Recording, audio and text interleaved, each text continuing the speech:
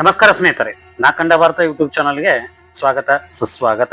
ದಕ್ಷಿಣ ಭಾರತದಲ್ಲಿ ಕೇರಳ ರಾಜ್ಯದಲ್ಲಿರುವಂತಹ ಅತ್ಯಂತ ಪುಣ್ಯಕ್ಷೇತ್ರ ಹರಿಹರ ಸುತನಾದಂತ ಅಯ್ಯಪ್ಪ ಸ್ವಾಮಿಯ ಬಗ್ಗೆ ಒಂದೆರಡು ವಿಷಯಗಳನ್ನ ನಾವು ನೋಡೋಣ. ಕಾರ್ತಿಕ ಮಾಸ ಮುಗಿತಿದ್ದಂತೆ ಸುಮಾರು 41 ದಿನಗಳ ಕಠೋರವಾದಂತ ಒಂದು ವ್ರತವನ್ನ ಪಾಲಿಸುವಂತ ಅಯ್ಯಪ್ಪ ಸ್ವಾಮಿ ಭಕ್ತರು ನಮ್ಮ ದೇಶದಲ್ಲಿ ತುಂಬಾ ಇದ್ದಾರೆ.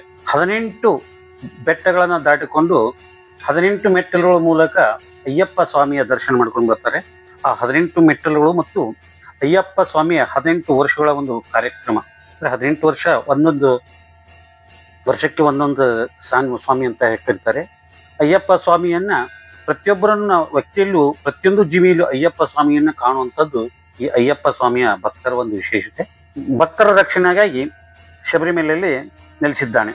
ಈ ಶಬರಿಮಲೆಯಲ್ಲಿ ನಿಲ್ಲಿಸ್ಬೇಕಾದ್ರೆ 41 ದಿನಗಳ ಕಠೋರವಾದ ಉಪವಾಸ ವ್ರತವನ್ನು ಮಾಡುವಂತ ಜನತೆಗೆ ಅಯ್ಯಪ್ಪ ಸ್ವಾಮಿಯ ಚರಿತ್ರೆಯನ್ನು ಮತ್ತೊಮ್ಮೆ ಯಾವಾದರೂ ಹೇಳ್ತೀನಿ. ಈಗ ನಮಗೆ ಬೇಕಾಗಿರುವುದು ಅಯ್ಯಪ್ಪ ಸ್ವಾಮಿಯ 41 ದಿನಗಳ ಒಂದು ವ್ರತವನ್ನ ಮಾಡುವಂತ ಸ್ವಾಮಿಗಳಿಗೆ 18 ಹೆಸರುಗಳಿಂದ ಕರೀತಾರೆ. ಆ 18 ಹೆಸರುಗಳು ಹೀಗಿರುತ್ತಿವೆ. ಪ್ರತಿ ವರ್ಷ ಅಯ್ಯಪ್ಪ ಸ್ವಾಮಿ ಮಾಲಾಧಾರಿ ಧರಿಸುವಂತ ಭಕ್ತರಿಗೆ ಆ ಸ್ವಾಮಿಗಳನ್ನ ಅಯ್ಯಪ್ಪ ಸ್ವಾಮಿಯ ಹೆಸರಿನಿಂದ ಕರೆಯುವಂಥದ್ದು ಎಲ್ಲರೂ ಪದ್ಧತಿ. ಅದರಂತೆ ಮೊದಲನೇ ವರ್ಷ ಯಾರು ಪ್ರಥಮ ಬಾರಿಗೆ ಈ ಅಯ್ಯಪ್ಪ ಸ್ವಾಮಿ ವ್ರತವನ್ನ ಪಾಲಿಸ್ತಾರೆ, 41 ದಿನಗಳ ಒಂದು ಕಠೋರವಾದ ವ್ರತವನ್ನ ಪಾಲಿಸ್ತಾರೆ, ಅವರಿಗೆ ಕನ್ಯೆ ಸ್ವಾಮಿ ಅಂತ ಹೇಳ್ತಾರೆ. 2ನೇ ವರ್ಷಕ್ಕೆ ವ್ರತವನ್ನ ಮಾಡುವಂತ ಅಯ್ಯಪ್ಪ ಸ್ವಾಮಿ ಮಾಲೆ ಧರಿಸುವಂತ ಸ್ವಾಮಿಗೆ ಕತ್ತಿ ಸ್ವಾಮಿ. 3ನೇ ವರ್ಷ ವ್ರತವನ್ನ ಮಾಡುವಂತ ಸ್ವಾಮಿಗಳಿಗೆ ಗಂಟೆ ಸ್ವಾಮಿ.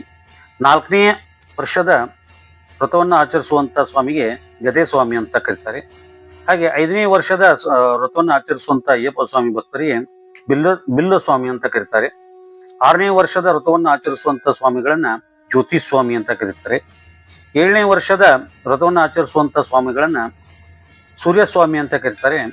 8ನೇ ವರ್ಷದ ವ್ರತ ಆಚರಿಸುವಂತ ಅಯ್ಯಪ್ಪ ಸ್ವಾಮಿ ಭಕ್ತರಿಗೆ ಚಂದ್ರಸ್ವಾಮಿ ಅಂತ ಕರೀತಾರೆ. 9ನೇ ವರ್ಷದ ವ್ರತವನ್ನು ಆಚರಿಸುವಂತ ಅಯ್ಯಪ್ಪ ಸ್ವಾಮಿ ಭಕ್ತರನ್ನ ವೇಲು ತ್ರಿಶೂಲ ಸ್ವಾಮಿ ಅಂತ ಕರೀತಾರೆ. 10ನೇ ವರ್ಷದ ವ್ರತವನ್ನು ಆಚರಿಸುವಂತ ಅಯ್ಯಪ್ಪ ಸ್ವಾಮಿ ಭಕ್ತರನ್ನ ವಿಷ್ಣು ಚಕ್ರ ಸ್ವಾಮಿ ಅಂತ ಕರೀತಾರೆ. 11ನೇ ವರ್ಷದ ವ್ರತವನ್ನ ಆಚರಿಸುವಂತ ಅಯ್ಯಪ್ಪ ಸ್ವಾಮಿ ಭಕ್ತರಿಗೆ ಶಂಕಾವರ ಸ್ವಾಮಿ ಅಂತ ಕರೀತಾರೆ. 12ನೇ ವರ್ಷದ ವ್ರತವನ್ನು ಆಚರಿಸುವ ಅಯ್ಯಪ್ಪ ಸ್ವಾಮಿ ಭಕ್ತರಿಗೆ ನಾಗಭರಣ ಸ್ವಾಮಿ ಅಂತ ಕರೀತಾರೆ. 13ನೇ ವರ್ಷದ ವ್ರತವನ್ನು ಆಚರಿಸುವಂತ ಅಯ್ಯಪ್ಪ ಸ್ವಾಮಿ ಭಕ್ತರನ್ನ ಶ್ರೀಹರಿ ಸ್ವಾಮಿ ಅಂತ ಕರೀತಾರೆ. 14ನೇ ವರ್ಷದ ವ್ರತವನ್ನು ಆಚರಿಸುವಂತ ಅಯ್ಯಪ್ಪ ಸ್ವಾಮಿ ಭಕ್ತರನ್ನ ಪದ್ಮಸ್ವಾಮಿ ಅಂತ ಕರೀತಾರೆ. 15ನೇ ವರ್ಷದ ವ್ರತವನ್ನು ಪಾಲಿಸುವಂತ ಅಯ್ಯಪ್ಪ ಸ್ವಾಮಿ ಭಕ್ತರನ್ನ ತ್ರಿಶೂಲ ಸ್ವಾಮಿ ಅಂತ ಕರೀತಾರೆ.